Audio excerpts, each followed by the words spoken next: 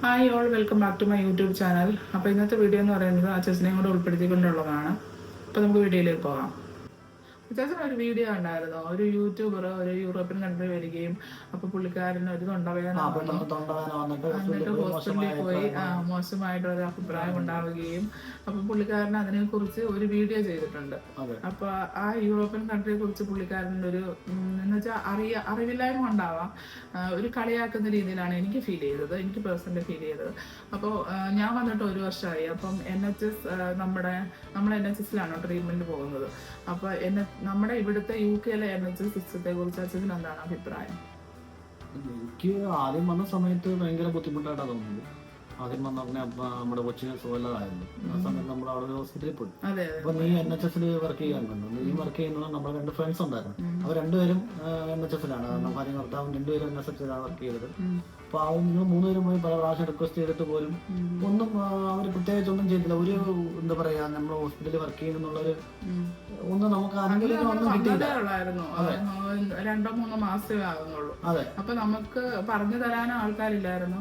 അപ്പൊ നമുക്ക് ഇവിടുത്തെ കാര്യങ്ങൾ എന്താ നടക്കുന്നതെന്ന് പോലും നമുക്ക് അറിയാത്തതോടെ നമുക്ക് ഭയങ്കരമായിട്ട് ദേഷ്യവും എന്താ ചെയ്യേണ്ടതെന്ന് അറിയാൻ വയ്യാത്തൊരവസ്ഥയായിരുന്നു. തീർച്ചയായിട്ടും. അപ്പൊ നമ്മൾ അവിടെ അതെ, ഞാൻ അതിനെ കുറിച്ച് പറയുകയാണെങ്കിൽ നമ്മൾ ഏകദേശം എനിക്ക് തോന്നുന്നു 9 മണിയായപ്പോഴാണ്, 8-9 മണിയായപ്പോൾ രാത്രി ഇവിടുന്ന് പോയിട്ട് എനിക്ക് തോന്നുന്നു അവിടെ ചെന്ന് നമ്മൾ ഒപ്പി ടിക്കറ്റ് എടുത്തു. നമ്മൾ ചെന്ന് ഏകദേശം എനിക്ക് തോന്നുന്നു 2 മണിയോ 2:30 വരെ ഞാൻ അവിടെ കുത്തിയിരുന്നിട്ട് നമുക്ക് ഡോക്ടറെ കാണാൻ പറ്റി.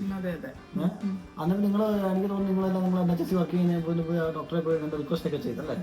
എന്നിട്ടും അവര് ആ ഒരു ലൈനപ്പ് ചെയ്തുകൊണ്ടാണ് എനിക്ക് തോന്നുന്നു ഓരോ രോഗത്തിന്റെയും സീരിയസ് അനുസരിച്ചാണെന്ന് തോന്നുന്നു അവർ വിളിച്ചോണ്ടിരുന്നത്. അപ്പൊ പിന്നെ അന്വേഷിച്ച് കഴിഞ്ഞപ്പോഴാണ് എന്നിട്ട് നമുക്ക് മെഡിസിൻ ഒക്കെ കിട്ടിയെങ്കിൽ പോയിരുന്നു. മെഡിസിൻ അവർക്ക് തന്നത് നമുക്ക് മെഡിസിൻ ഒന്നും തന്നില്ല. മൂവി കോൾ എഴുതി തന്നു. നമ്മൾ കൊച്ചിന് കോൺസ്റ്റിപ്പേഷൻ ആയിട്ടാണ് പോയത്. അപ്പൊ അതുകൊണ്ട് മൂവി കോൾ മാത്രം എഴുതി തന്നു. റിക്വസ്റ്റ് ചെയ്തിട്ട് പോലും അവർ തന്നില്ല. അപ്പം പിന്നെയാണ് അറിഞ്ഞത് അവര് ഓരോ കേസ് വെച്ച് പ്രയോറിറ്റൈസ് ചെയ്തിട്ടാണ്. എന്ന് വെച്ച് കഴിഞ്ഞാൽ സീരിയസ് ആയിട്ടുള്ള ആൾക്കാരെ അവരാദ്യം ആൾക്കാർ OPD വരുന്ന അനുസരിച്ച് പ്രയോറിറ്റൈസ് ചെയ്യും.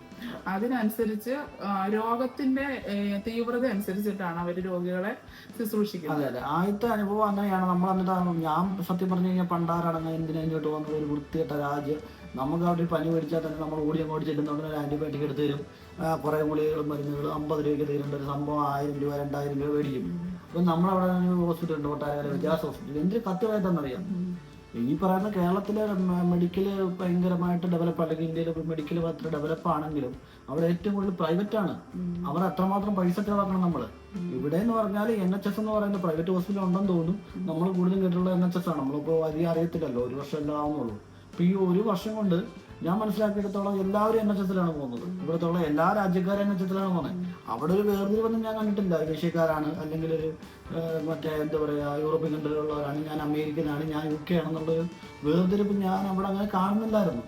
രോഗത്തിന്റെ ഒരു അവസ്ഥ മാത്രമാണ് അവർ നോക്കുന്നതാണ് എനിക്കും ഫീൽ ചെയ്തിട്ടുള്ളത്. അങ്ങനെയാണെന്നാണ് എനിക്ക് തോന്നുന്നത്.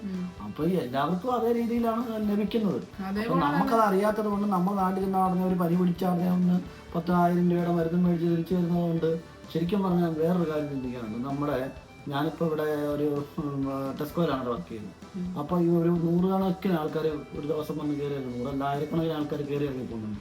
അതിലെന്ന് പറഞ്ഞാൽ ഒരു ശരാശരി ഇവിടുത്തെ ആയുസ് എനിക്ക് തോന്നുന്നു 100-ന് മേളിലാണ്. 85, 90, 95 വയസ്സുള്ളവരൊക്കെ സിമ്പിളായിട്ട് നടന്നു വരുന്ന വണ്ടി ഓടിച്ചു വരുന്നുണ്ട്. നമ്മുടെ നാട്ടിൽ ആന്റിബയോട്ടിക് കൊടുത്ത് അവരുടെ ആരോഗ്യം ക്ഷയിച്ച് 60, 65, 70 അതിന് മേലെ പോകുന്നില്ല. നമ്മുടെ ആരോഗ്യം എവിടെ പോകും? നമ്മുടെ മുഖ്യമന്ത്രി എവിടെയാണ് പോയത്? നേരെ പോയത് അമേരിക്കയിലാണ്. അതുപോലെ നമ്മുടെ മരിച്ചുപോയ ഉമ്മൻചാണ്ടി സാറ്, പുള്ളി യൂറോപ്പിലല്ലേ വന്നത്. എനിക്കൊരു ആ സമയത്ത് ഒരു ഡോക്ടറെ ഒരു വീഡിയോ കണ്ടായിരുന്നു. ഒരു ഡോക്ടറെ വീഡിയോ കണ്ടിട്ട് അവിടെ ഒരു അറ്റാക്ക് വന്നാൽ എന്ത് ചെയ്യും? അറ്റാക്ക് വന്നാൽ 993 അടിച്ചു കഴിഞ്ഞാൽ വിളിച്ചു കഴിഞ്ഞാൽ അന്നേരം ആംബുലൻസ് ഉള്ളവർ നമ്മളെ കൊണ്ടുപോകും. അതാണ് ഇവിടുത്തെ സിസ്റ്റം. അത് അതിനനുസരിച്ചുള്ള ട്രീറ്റ്മെന്റ് കൊടുക്കുന്നത്. അല്ലാതെ എല്ലാവരും മരിക്കുന്നില്ല. അല്ലാതെ ഇവിടെ എല്ലാവരും മരിക്കുവാണോ? എത്ര മലയാളി ഇവിടെ വന്ന് കിടക്കുന്നത്, എത്ര ഇന്ത്യക്കാരോട് വന്ന് കിടക്കുന്നത്. ഈ നാട്ടിന് അതിൻ്റെതായ റൂൾസും റെഗുലേഷൻസും ഉണ്ട്. എന്തൊക്കെ വന്നാലും അവർ അതിൻ്റെതായ രീതിയിൽ തന്നെ പോകത്തുള്ളൂ. തീർച്ചയായിട്ടും. പിന്നെ നമ്മള് 2ാമത് കേട്ട മോനെ സുഖമില്ലാതെ പനിയായിട്ട് GP പോയി. അപ്പൊ GP ഫോൺ വിളിച്ച ഉടനെ അവര് അപ്പോയിന്റ്മെന്റ് ഒക്കെ തന്നു. ഡോക്ടർ തിരിച്ചു വിളിച്ചു, ഇന്ന സമയത്ത് ചെല്ലാൻ പറഞ്ഞു. എന്നിട്ട് നമ്മൾ ആ സമയത്ത് ചെന്നു. നമ്മൾ എത്ര റിക്വസ്റ്റ് ചെയ്തിട്ട് അവർ ആന്റിബയോട്ടിക് തന്നില്ല. ഇല്ല, അത് അവരെന്താ പറഞ്ഞു, നമ്മളങ്ങനെ ചോദിച്ചിട്ടുണ്ട്. ആന്റിബയോട്ടിക് കൊച്ചു തീരെ വൈകിട്ട് ഞാൻ 3 ദിവസം കഴിഞ്ഞിട്ടാണ് വന്നത്. നമ്മൾ ഈ സൂപ്പർ മാർക്കറ്റിൽ കിട്ടുന്ന പാരസെറ്റാമോൾ ചുമയുടെ മരുന്നൊക്കെ മേടിച്ച് നമ്മൾ കൊടുത്തായിരുന്നു.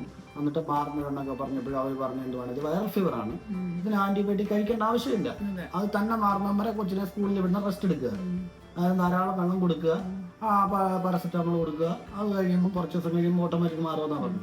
ശരിക്കും പറഞ്ഞാൽ അന്ന് ആ ഡോക്ടർ പറഞ്ഞു എന്നാൽ എന്താണെന്ന് വെച്ചാൽ എനിക്ക് മനസ്സിലായത്, എനിക്ക് മെഡിക്കൽ ഫീൽഡിനെ കുറിച്ച് സത്യം പറഞ്ഞു കഴിഞ്ഞാൽ 1.5 വർഷം മോൻ നാട്ടിലുണ്ടായിരുന്നല്ലോ.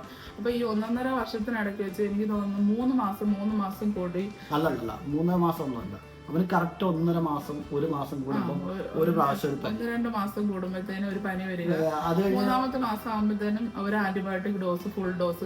തീർച്ചയായിട്ടും എനിക്ക് തോന്നുന്നു 1 വർഷത്തിനിടയ്ക്ക് അവൻ 10 പ്രാവശ്യം 3 അല്ലെന്നേ അല്ല, അതിനും വേണ്ട ഒരു പ്രാവശ്യം അഡ്മിറ്റായിട്ട് 3 ദിവസം ആ വിജയാസ് ഹോസ്പിറ്റലിൽ കിടന്ന് 10,000, 4,000, 5,000 മേളിൽ അങ്ങാണ്ട് നമ്മൾ അവിടെ പേ ചെയ്യണം. റൂം കൂട്ടാതാണ് ഞാൻ പറഞ്ഞത്.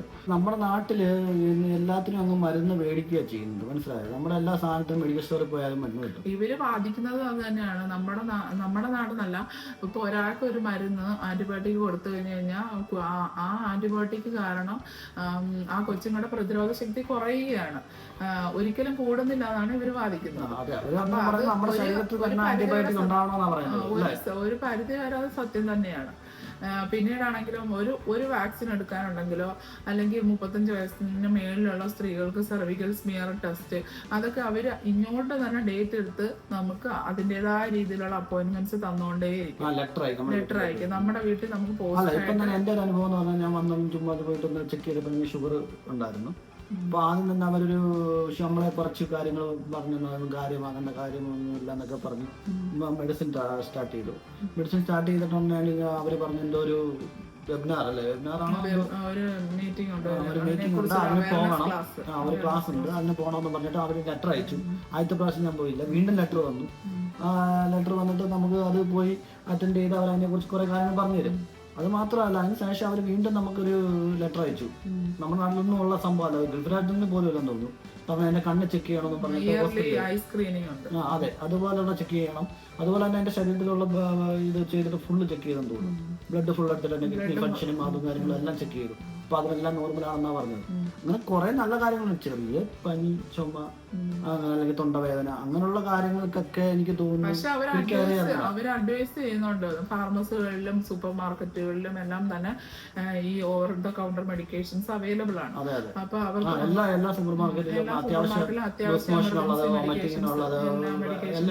അത്യാവശ്യങ്ങളൊക്കെ അല്ല ആകാശം. കാരണം എന്ന് പറഞ്ഞാൽ നമുക്ക് വരുമ്പോൾ ഇതിനെ കുറിച്ച് അറിയത്തില്ല. നമുക്കെന്താ അറിയാറ്, നമ്മൾ നാട്ടിൽ നിന്ന് കുറെ പാരസെറ്റമോൾ മേടിച്ചിട്ടുണ്ടാവുന്നുണ്ട്. ശരിക്കും പറഞ്ഞാൽ എല്ലാ പാരസെറ്റമോൾ ആയാലും ബ്രൂഫിനായാലും വിറ്റാമിൻ ഡി ആയാലും എന്നാലും ഇവിടുത്തെ ആൾക്കാർ വിറ്റാമിൻ ഡി ഒക്കെ കഴിക്കുന്നുണ്ട്. കാരണം ഇവിടെ ഏറ്റവും കൂടുതൽ പ്രശ്നം എല്ലാവരും മുട്ടിനാണെന്ന് തോന്നുന്നത് എനിക്ക്. കാരണം എല്ലാവരും മുട്ടിന് ഓപ്പറേഷൻ ചെയ്തും അല്ലെങ്കിൽ മുട്ടിന് വയ്യാതെ ഞാൻ നടക്കുന്ന ഒരുപാട് കണ്ടിട്ടുണ്ട്. അത് വിറ്റാമിൻ ഡി സൂര്യപ്രകാശത്തിന്റെ പ്രശ്നമാണെന്ന് തോന്നുന്നു. ഇതൊക്കെയാണ് എനിക്ക് പറയാനുള്ളത്. വേറെ എന്തോ പറയാ, നമ്മൾ ഒരു കാര്യം ചിന്തിക്കാതെ ഒരു രാജ്യത്തെ കുറിച്ച് കുറ്റം പറയേണ്ട ആവശ്യമുണ്ടോ? ഇല്ല. ഈ NHS എന്ന് പറയുന്നത് ഇപ്പൊ UK കുറിച്ച് പറയുകയാണെങ്കിൽ NHS എന്ന് പറയുന്നത് വലിയൊരു സംഭവമാണ്, ചെറിയൊരു സംഭവമല്ല. അതെല്ലാം ഫ്രീ ആണ്, ട്രീറ്റ്മെന്റ് ഫുള്ള് ഫ്രീ ആണ്. നമ്മുടെ നാട്ടിൽ ഡെലിവറിക്ക് പോയാൽ എത്ര രൂപയാവും? ഒരുപാട് പൈസയാവും. പക്ഷെ ഇവിടെ ഡെലിവറി ഫ്രീ അല്ല.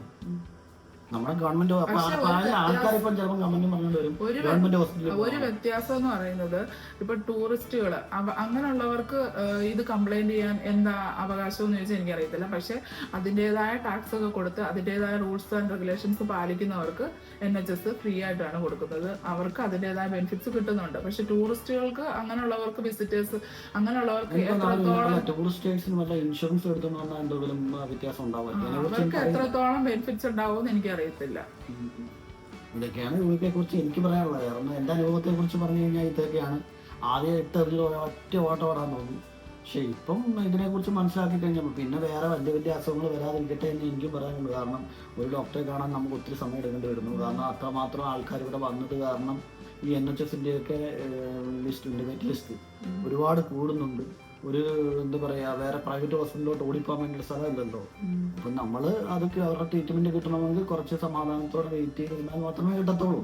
പിന്നെ മരിച്ചു പോകുന്നതായ എന്തെങ്കിലും ഒരു അസുഖം വന്നാല് തീർച്ചയായിട്ടും അവർ അതിനനുസരിച്ചുള്ള കാര്യങ്ങൾ ചെയ്യുന്നുണ്ട്. മറ്റേ നമ്മുടെ നാട്ടിലൊരു ഡോക്ടർ പറഞ്ഞതുപോലെ അല്ല.